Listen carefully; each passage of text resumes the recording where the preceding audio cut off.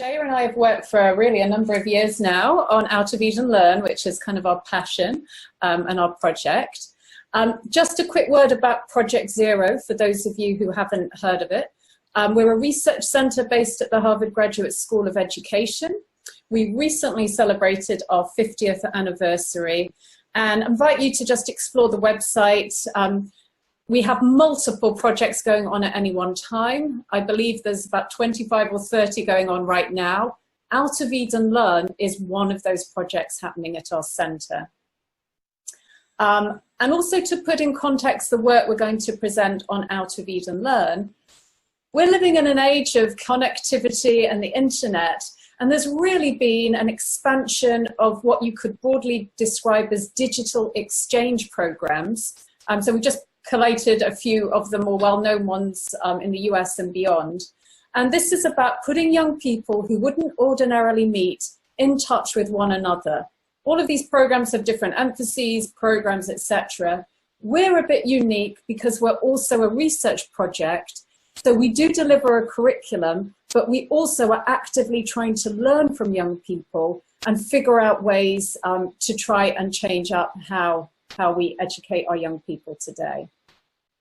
Now, you might be wondering, why have we got a name like Out of Eden Learn, which I will come on to in a minute. Here's actually our website. Again, I invite you to explore it.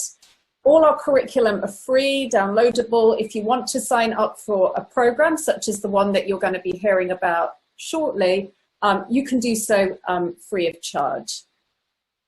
Right, now to our name. We actually got our name from a collaboration with a writer and journalist called Paul Salopek, who is currently walking around the world. You'll see on the map his broad route. He is in year 7 of this walk, and he is currently in India. So you can see from this map that he actually has a long way to go.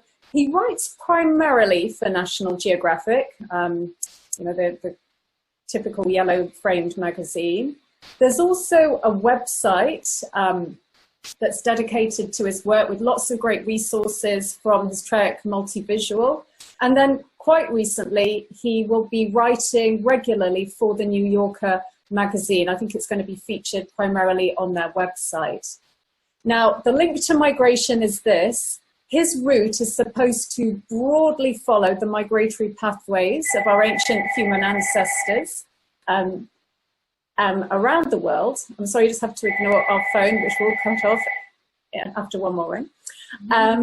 And as he's also walking through the stories of our time, stories that he's walking through rather than jetting in and out, often include migrants. For example, he walked through Turkey, he's walked through Middle Eastern countries. And so he's really trying to report on a ground level what he sees happening and reporting from the perspective of the people he meets. Now, our project takes some of the spirit of Paul's walk, which is really a slow journalism project, and tries to capture some of those key principles. So one of them, and which I mentioned in the panel for those of you who were present for that, one of our key mantras is getting young people to slow down, to observe the world carefully, and to listen attentively to others. So just as Paul in his writing is trying to really go out and listen to people, that's what we want young people to do through our education program. Secondly, we've created a space where young people really get to exchange their own stories and perspectives. And we kind of create curriculum prompts that do focus on people in their lives, the places they live, and who they are. And then finally, we really encourage them to connect their own lives to what we call bigger human stories. That might be over time, it might be global issues unfolding in the work. And in the case of migration, it's about getting them to see that migration is not just something that happens to other people if they themselves have always lived in the same community all their lives. So those are some principles of our platform. Just a brief word about how our program works, in case it still seems quite abstract. To date, we've had over 30,000 students from 60 different countries participate. So educators will sign up on our platform for free, and then we group kids who are of a similar age into what we call walking parties. You can see here, here we've grouped a few from different countries around the world. They then follow a curriculum that they receive on every 2 weeks. They do the work, and then they post it on this online platform we've created, and then view and comment on each other's work. So in this case, it's similar to some other programs out there. It's quite unusual to have several classes or after-school programs or homeschools grouped together in the way in which we do it. But it's kind of quite intuitive for teachers and students to follow. And just a word about diversity. Here you can see just some of the places where we've had people participate. Just a little under half of all of our participants do come from the US, although we're really proud of the diversity that we've experienced there. Really rural, urban, charter schools, elite private schools, really from a whole wealth of states and backgrounds.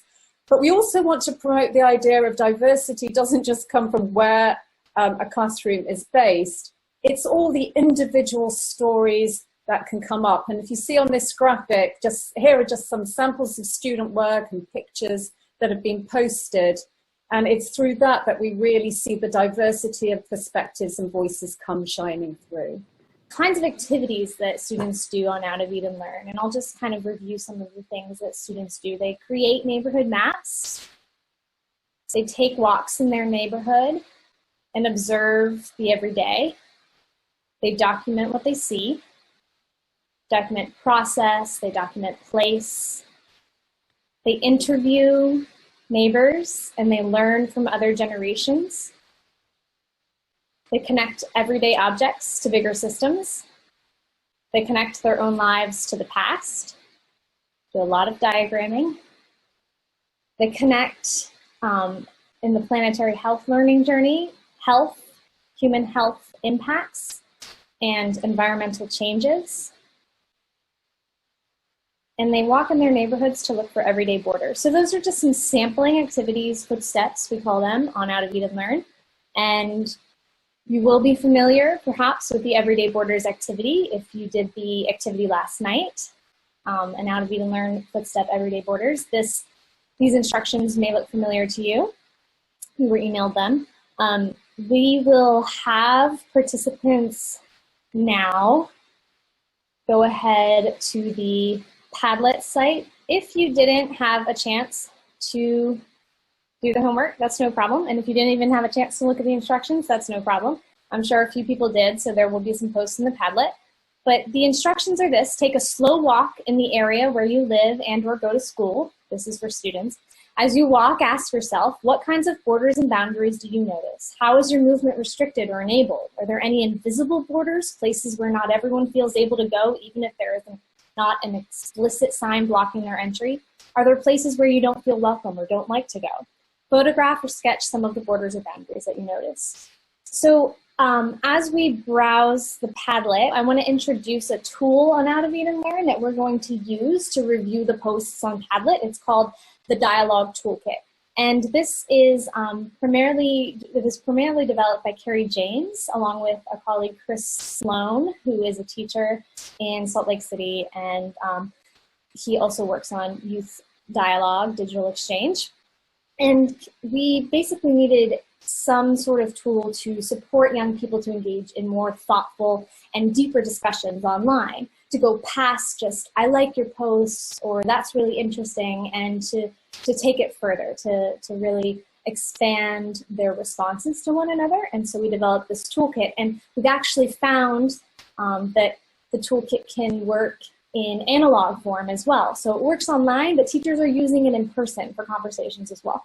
So it's free and downloadable on our site under the curriculum or under the community guidelines and tools tab. So the Dialog Toolkit looks like this on our online platform.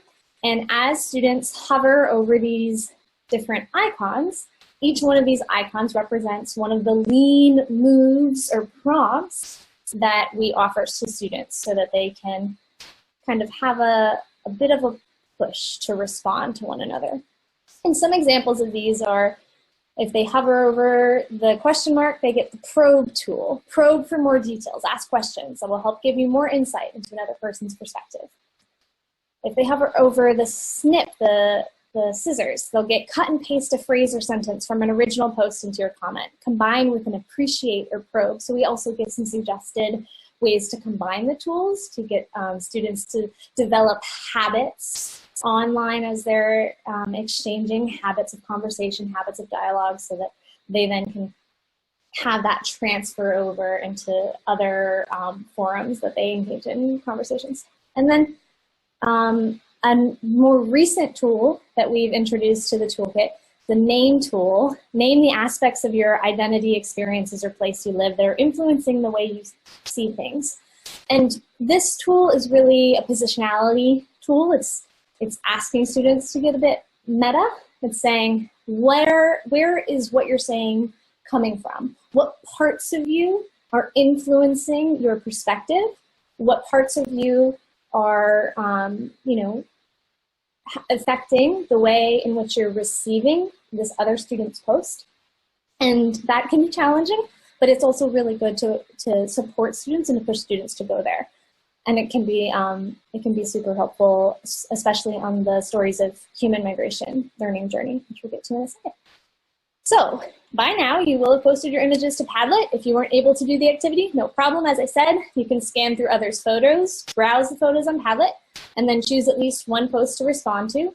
And we're going to try out the Dialog Toolkit. So usually in person, we'll have educators go out and do the activity and come back and have a small group conversation, but we can just write our responses in the chat box. So how did doing this activity, or even browsing others' posts, encourage you to look at your surroundings in new ways, and how did it encourage you to think about borders in new ways? So I'll have you respond in the chat box to that question. And what did you learn from looking at other people's pictures and posts?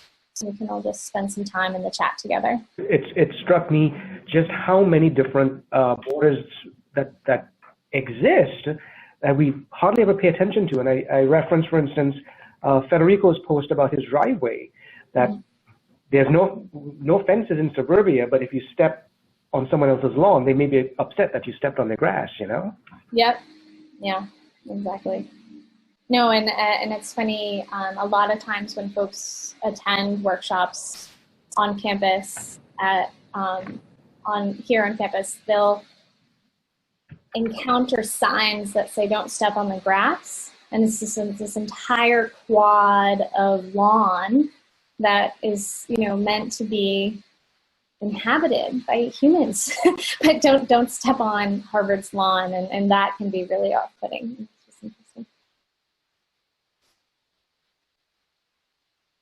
I see in the chat, Anindita, people mostly are talking about structural borders, not the invisible borders.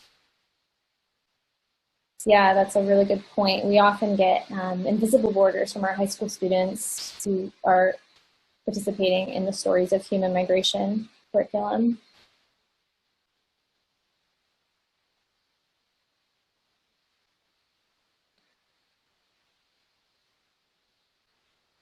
Natural borders, totally.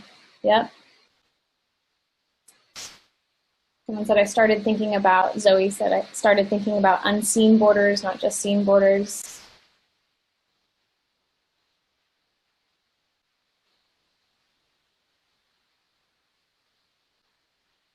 Yeah, so really to Denzel's point, I mean, it is so common that the response to this activity is that our understanding and concept of borders is stretched, and we begin to become sensitive to the ways in which our own movement is influenced by boundaries and borders just on an everyday basis. And that can be physically, it can be emotionally, it can be the mental blocks that we put in ourselves, and we hear all of these kinds of things from students.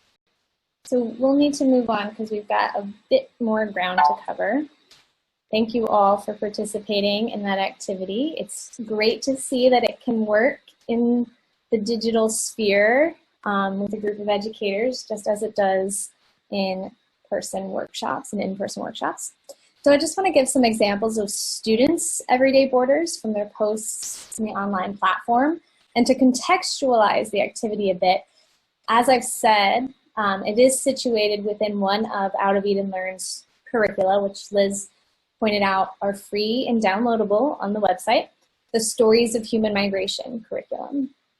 And there are 4 different footsteps or activities in this curriculum, the second being everyday borders. The first is students share their own stories of migration, and that can be their own personal stories or a family members or someone close to them or someone in their neighborhood stories of migration.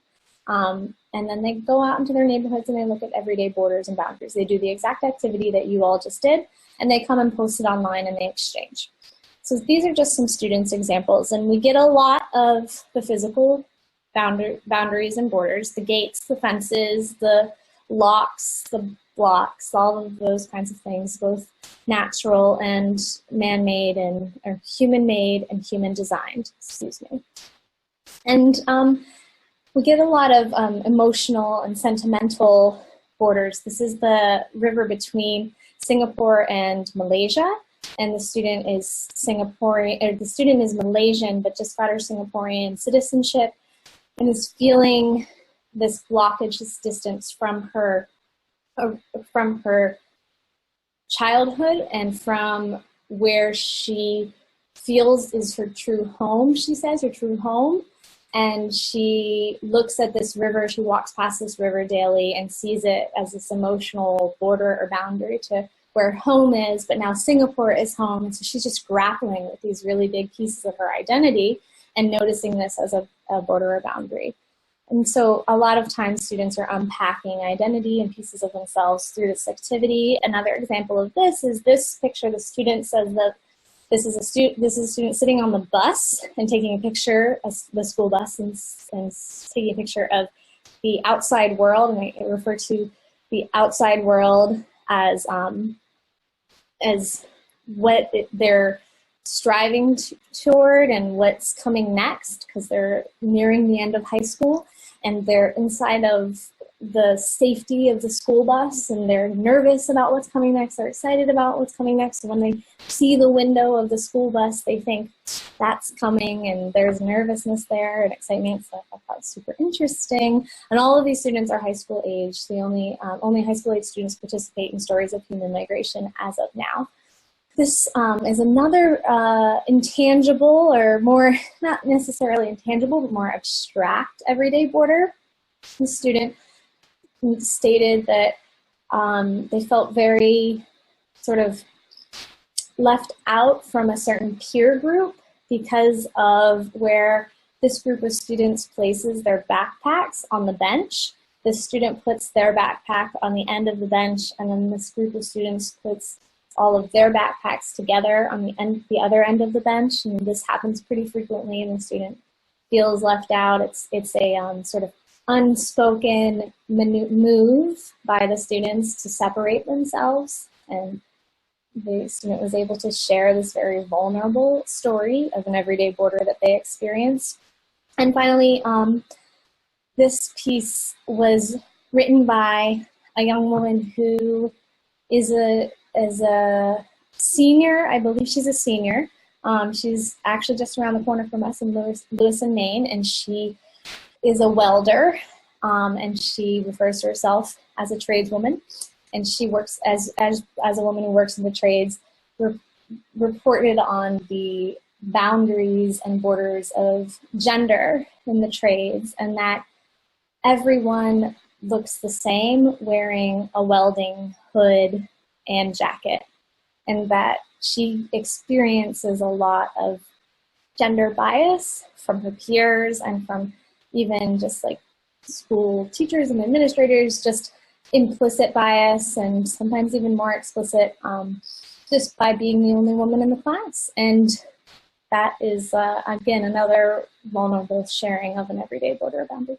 So these are just some examples And I'd love to be able to take some time to read your comments and go back and forth, but because we did cut in so far to the time, I'm going to have to review them later, but I am excited to see what folks are saying about these pieces. So what came of the Stories of Human Migration curriculum is a question you may or may not have, but I'm going to answer it now.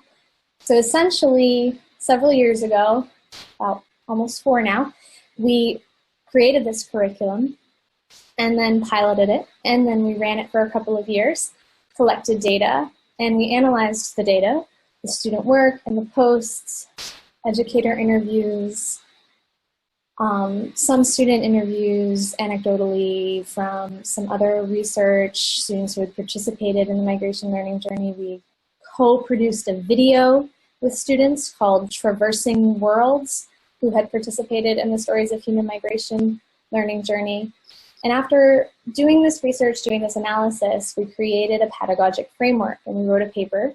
We'll link to that paper. Maybe Denzel can link to that paper, but I will definitely add it to the chat if not. And the framework is a result of analyzing posts and comments from 140 of the participants, and they're from 7 different countries. They're ages 13 to 19.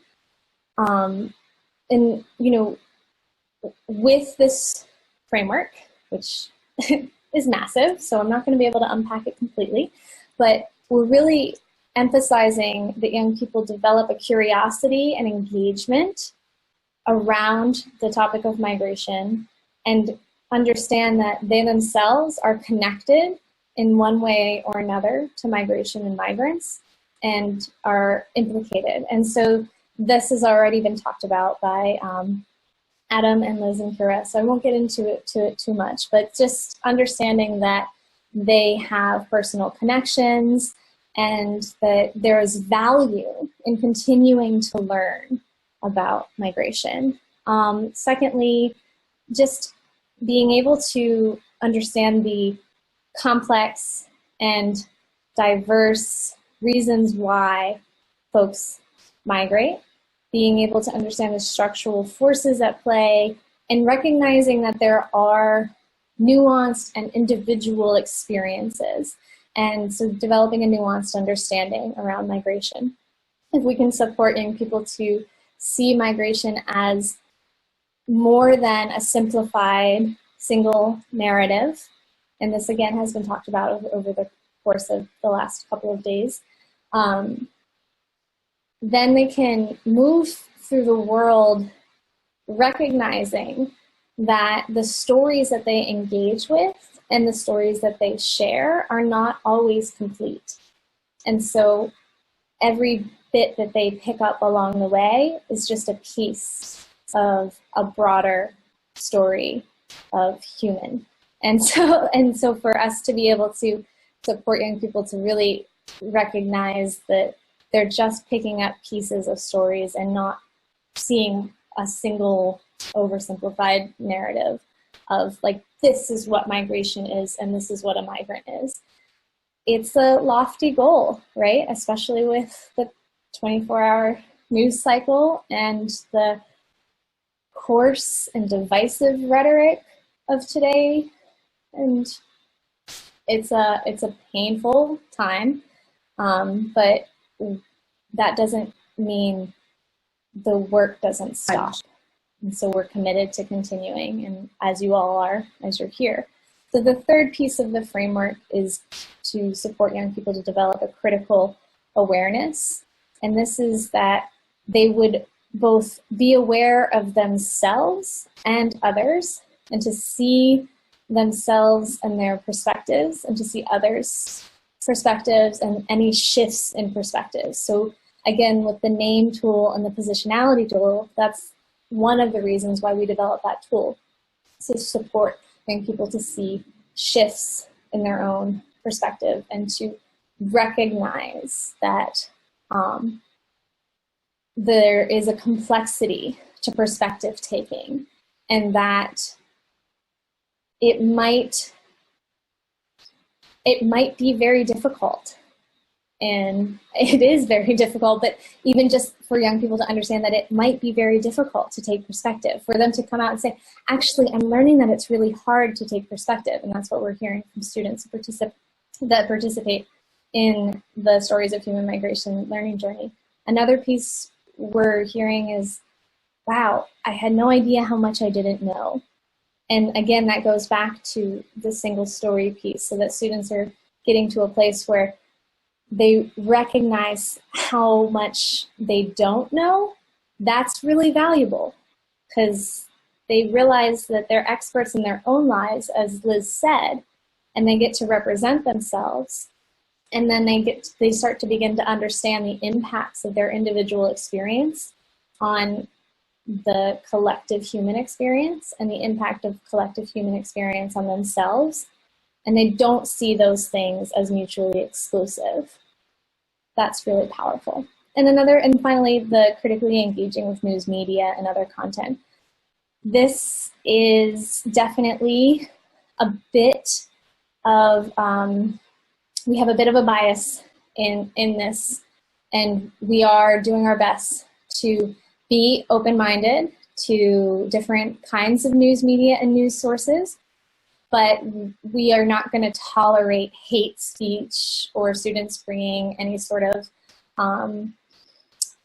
extremist views onto the platform. We have to draw a line. So a lot of the time we are encouraging young people to compare to news sources, but it's definitely a challenge to navigate that piece because of the options of what's out there for a young person to engage with as far as news, for all of us to engage with when it comes to news.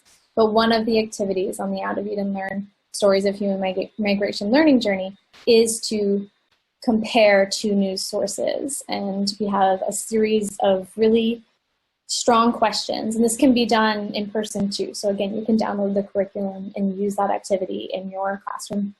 And there are some great questions that you can use that are some news media analysis questions to show two different sides of the argument.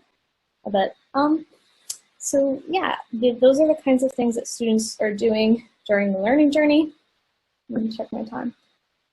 This is the pedagogic framework, and I can't deny that there are some challenges that arise when we do this work and when we analyze what students are doing and saying.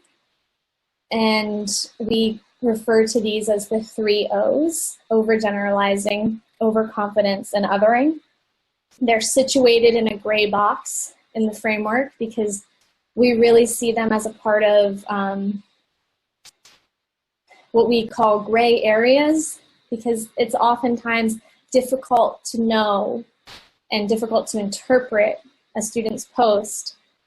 Is a student being patronizing, or are they just being really sympathetic and care? Like it can be challenging to understand the intentionality behind a student's post. And even with knowing their intentionality, even if their intention is good, is what they're saying harmful?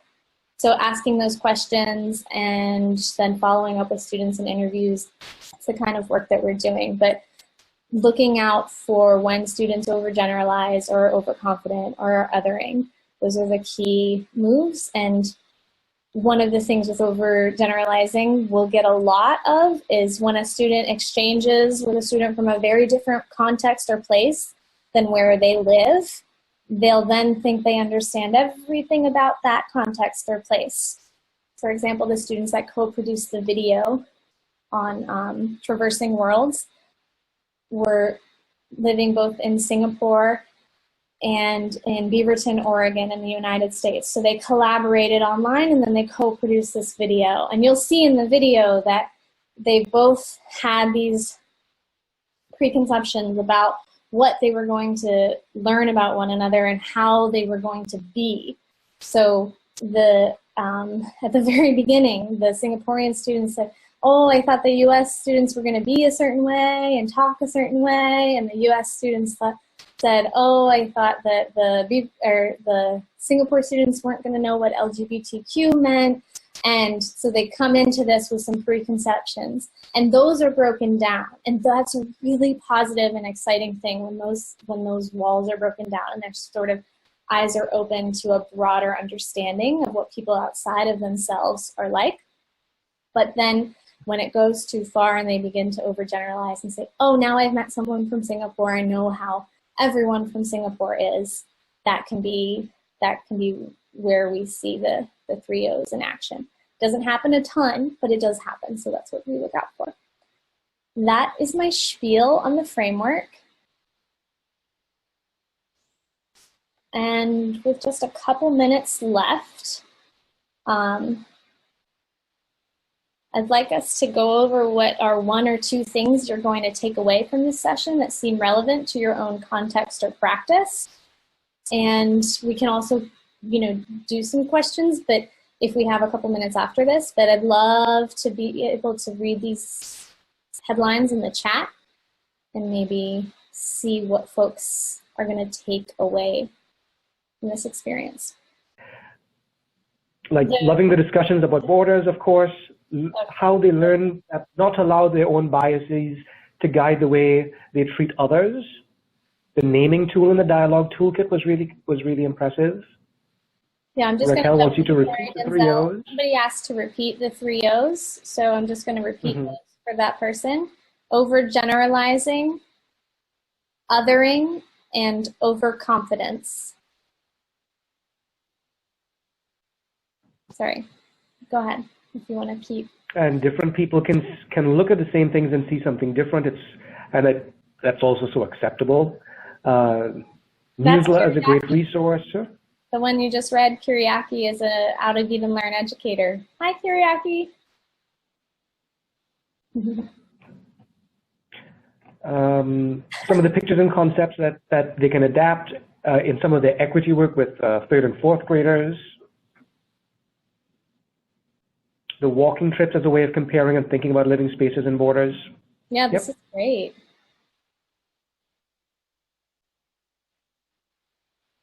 We do storytelling in our adult ESL group. I want to encourage students to ask the probing questions. At the beginning of every year, I have students write me a letter about themselves and things I would not necessarily know by looking at them. I love that. Absolutely going to incorporate their story and images of borders in their own lives. I absolutely love this idea. The image of the backpack alone at the end of the bench will haunt me. Oh, and remind me to make sure all kids' backpacks are only alone if they wish to be alone.